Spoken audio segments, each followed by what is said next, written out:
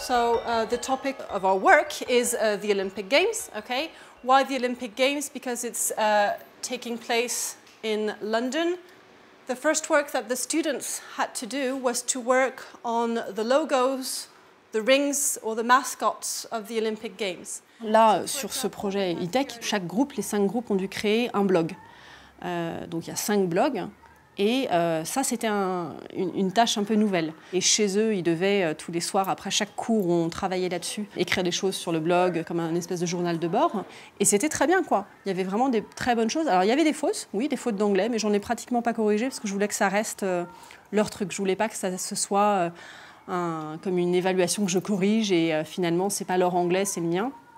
Mais c'est que ça reste compréhensible, donc c'était ça qui était important pour moi. So this blog, we do it all the day after the days we work at class.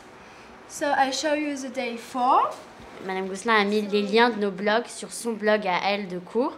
Du coup, on pouvait aller sur le blog des autres et par exemple répondre aux sondages ou laisser un commentaire ou lire les articles que les autres groupes de notre classe avaient fait. These are the Rio Olympic Games logo.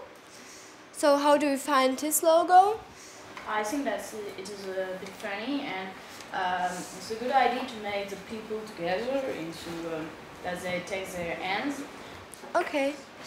Par rapport aux travaux en groupe, donc ils ont travaillé pendant 5 séances sur ordinateur, sur lesquelles ils ont fait des recherches. Ils ont également utilisé leur téléphone portable à un moment donné pour interviewer, parce que un groupe avait une tâche d'interview, et donc ils étaient journalistes.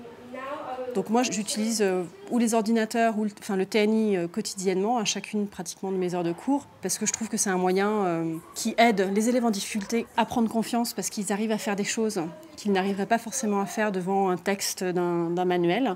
Donc en fait, j'utilise tout ça pour les rendre plus actifs et pour qu'ils soient plus impliqués dans le cours.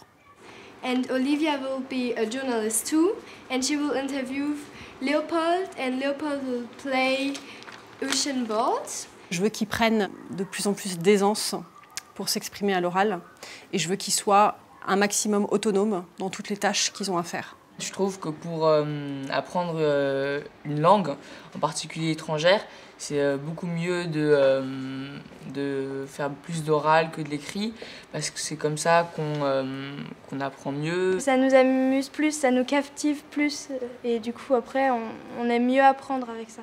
What is your state of mind 3 months before the Olympic Games? I'm serene, I'm serene and calm. I try to be cool. I hope that I will be in the same state of mind before the beginning of the Olympic Games. Okay, thanks for this great moment, Usain. I wish you a very good performance in London. I hope you to see there. Thank you. Goodbye. Goodbye. Et donc voilà, d'essayer de trouver tout un tas de méthodes pour que ce soit plus intéressant et d'arriver à happer l'attention de tout le monde plus que des 2 ou 3 bons élèves. C'est ça un peu l'objectif et ce que je souhaite.